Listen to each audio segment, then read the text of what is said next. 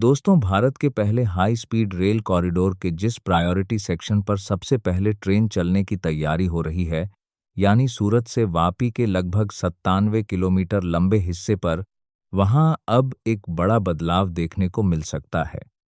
शुरुआत में माना जा रहा था कि यहां जापान की मशहूर शिंकानसेन तकनीक वाली ट्रेनें दौड़ेंगी, लेकिन अब चर्चा एक बिल्कुल नई भारतीय हाई स्पीड ट्रेन सेट की हो रही है। और सबसे दिलचस्प बात यह है कि इस ट्रेन का नाम शायद आपने पहले कभी नहीं सुना होगा, 28। जी हाँ, यही वह ट्रेन है जिसे भारत में विकसित की जा रही सबसे तेज ट्रेन सेट के तौर पर देखा जा रहा है। अभी देश में सबसे तेज चलने वाली ट्रेन वंदे भारत मानी जाती है। उसकी अधिकतम क्षमता करीब 180 किलोमीटर प्रति घंटा तक जाती है। हालांकि सामान्य संचालन के दौरान उसकी गति लगभग 120 से 160 किलोमीटर प्रति घंटा के बीच रहती है, लेकिन 28 को इससे कहीं आगे रखने की योजना बनाई जा रही है। इसकी डिजाइन स्पीड लगभग 280 किलोमीटर प्रति घंटा तक बताई जा रही है। अगर इसकी तुलना जापान की हाई स्पीड ट्रेनों से करें, तो यह कई मामलों में जापान की ए3 और ए4 सीरीज के बराबर चुनौती देती दिखाई देती है। वहीं भारत में शुरुआत में जिस ए5 सीरीज को लाने की योजना थी, उसके मुकाबले भी 28 को काफी महत्वपूर्ण माना जा रहा है। हालांकि स्पीड के मामले में ए5 अभी भी आगे है। जापान की ए5 ट्रेन लगभग 320 किलोमीटर प्रति घंटा तक ऑपरेट कर सकती है, जबकि उसकी डिजाइन स्पीड करीब 350 किलोमीटर प्रति घंटा है। दूसरी तरफ 28 की डिजाइन स्पीड 280 किलोमीटर प्रति घंटा रखी जा रही है। यहीं से दोनों तकनीकों के बीच असली अंतर साफ दिखाई देने लगता है। अब यहाँ कई सवाल खड़े होते हैं और इन्हीं सवालों को आसान भाषा में समझना जरूरी है, क्योंकि ऐसे समय में इंटरनेट पर बहुत सारे भ्रम और अधूरी जानकारियां भी फैलती हैं।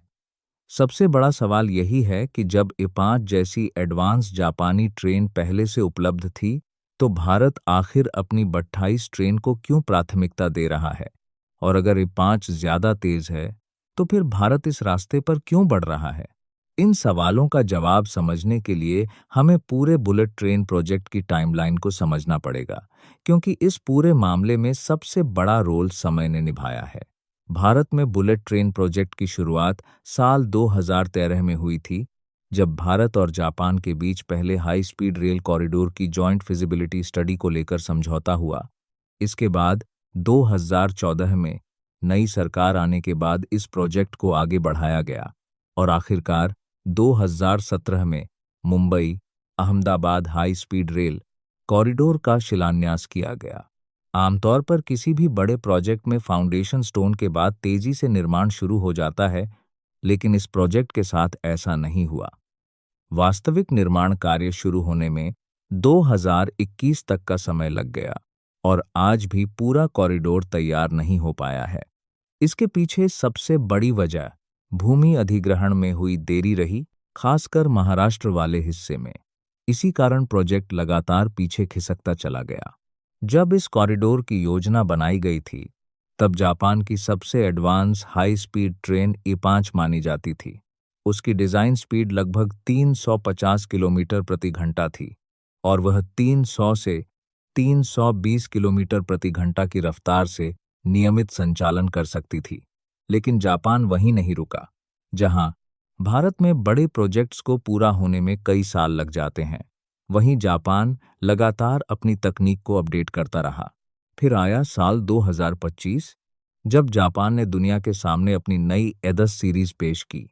यह एक और अधिक आधुनिक हाई स्पीड ट्रेन सेट थी, जिसकी डिजाइन स्पीड लगभग 400 किलोमीटर प्रति घंटा और संभावित ऑपरेशनल स्पीड 360 किलोमीटर प्रति घंटा तक बताई गई। इसके सामने आने के बाद भारत को यह महसूस हुआ कि जब तक उसका पहला हाई स्पीड सेक्शन चालू होगा, तब तक ए5 पुरानी तकनीक मानी जाने लगेगी और ए10 नई पीढ़ी की ट्रेन बन जाएगी। इसी वजह से भारत ने ए10 तकनीक को लेकर जापान के साथ नई बातचीत शुरू की। लेकिन यहाँ एक और समस्या सामने आई। भारत चाहता था कि उसका पहला सेक्शन 2027 तक चालू हो जाए, जबकि ए10 की पहली ट्रेनें खुद जापान में भी 2030 से पहले सेवा में आने की संभावना नहीं थी। अभी तक एदस का केवल प्रोटोटाइप मॉडल ही दुनिया के सामने आया है। यानी अगर भारत एदस का इंतजार करता तो प्रोजेक्ट और कई साल पीछे चला जाता। इसी स्थिति को देखते हुए फैसला लिया गया कि शुरुआती संचालन के लिए भारत में विकसित की जा रही 28 ट्रेन का इस्तेमाल किया जाए। दिलचस्प बात यह है कि शुरुआत में 28 को बुलेट ट्रेन के विकल्प के रूप में नहीं बनाया जा रहा था, इसलिए आम लोगों ने इसका नाम भी शायद पहली बार ही सुना होगा। असल में इस प्रोजेक्ट की शुरुआत 2024 में हुई थी, जब इंटीग्रल कोच फैक्ट्री ने बीईएमएल और मेधा कंसोर्टियम को हाई स्पीड ट्रेन सेट विकसित करने का ऑर्डर दिया। उस समय इसका उद्देश्य सीधे जापानी ट्रेनों को रिप्लेस करना नहीं था, बल्कि यह एक तरह का टेक्नोलॉजी एक्सपेरिमेंट था, ताकि भारत खुद यह समझ सके कि वह भविष्य में कितनी तेज और एडवांस ट्रेनें विकसित कर सकता है। अब सवाल आता है कि क्या 28 पूरी तरह से भारतीय तकनीक पर आधारित होगी? इसका जवाब है नहीं। इस ट्रेन की बॉडी, इंटीरियर, फाइनल असेंबली और कई इंटीग्रेटेड सिस्टम भारत में तैयार किए जाएंगे, लेकिन कुछ अहम तकनीकें जैसे high speed bogie, advance braking system, safety control और सिग्नलिंग सिस्टम अभी भी विदेशों से लिए जाएंगे, खासकर जर्मनी जैसी कंपनियों से। फिलहाल इस ट्रेन की कोई आधिकारिक तस्वीर सामने नहीं आई है, लेकिन रिपोर्ट्स के मुताबिक इसका डिजाइन काफी एरोडायनामिक होगा, ठीक जापानी शिंकानसेन ट्रेनों की तरह। माना जा रहा है कि इसमें 8 कोच हो सकते हैं। अब एक और सवाल उठता है कि जब एदस तैयार नहीं थी, तो भारत ने दोबारा ए5 क्यों नहीं चुनी? आखिर पूरा कॉरिडोर तो उसी तकनीक पर आधारित है। इसका जवाब कई फैक्टर्स में छिपा हुआ है। पहला बड़ा कारण लागत है। जापानी हाई स्पीड तकनीक दुनिया की सबसे महंगी तकनीकों में गिनी जाती है। दूसरा कारण समय था। अगर भारत दोबारा ए5 का ऑर्डर देता तो उसके निर्माण और डिलीवरी में भी काफी समय लगता। उधर भारत पहले ही इस प्रोजेक्ट में देरी और बढ़ती लागत को लेकर आलोचनाओं का सामना कर रहा है। इसलिए फैसला लिया गया कि शुरुआती संचालन के लिए घरेलू ट्रेन सेट 28 का इस्तेमाल किया जाए। बाद में जब पूरा मुंबई अहमदाबाद कॉरिडोर पूरी तरह चालू हो जाएगा, तब एदस जैसी ट्रेनें लाई जा सकती हैं। हालांकि यह भी संभव है कि शुरुआती कुछ वर्षों तक 28 ही मुख्य ट्रेन सेट बनी रहे। यहीं पर 28 की अहमियत और बढ़ जाती है, क्योंकि यह केवल एक ट्रेन नहीं बल्कि भारत की हाई स्पीड तकनीकी क्षमता का पहला बड़ा टेस्ट मानी जा रही है। मुंबई अहमदाबाद रूट भारत का पहला हाई स्पीड कॉरिडोर जरूर है, लेकिन आने वाले दशकों में देश के कई बड़े शहरों को ऐसे नेटवर्क से जोड़ने की योजना है। ऐसे में भारत हमेशा विदेशी तकनीक पर निर्भर नहीं रह सकता। अगर चीन का उदाहरण देखें तो उसने भी शुरुआत में जापान और जर्मनी जैसी देशों की मदद ली थी, लेकिन आज चीन खुद 400 किलोमीटर प्रति घंटा तक की स्पीड वाली हाई स्पीड ट्रेनें बना रहा है और उन्हें दूसरे देशों को एक्सपोर्ट भी कर रहा है। भारत भी भविष्य में इसी दिशा में आगे बढ़ना चाहता है। इसके लिए जरूरी है कि भारत धीरे धीरे हर महत्वपूर्ण तकनीक खुद विकसित करे, चाहे वह ट्रैक सिस्टम हो, सिग्नलिंग हो या ट्रेन सेट। तभी असली मायनों में आत्मनिर्भरता हासिल हो पाएगी। 28 उसी सफर की शुरुआती सीढ़ी मानी जा सकती है। Mumbai Ahmedabad bullet train project ने भारत को काफी अनुभव दिया है। देश के इंजीनियर, कंपनियां और तकनीकी संस्थान इस प्रोजेक्ट से सीख रहे हैं।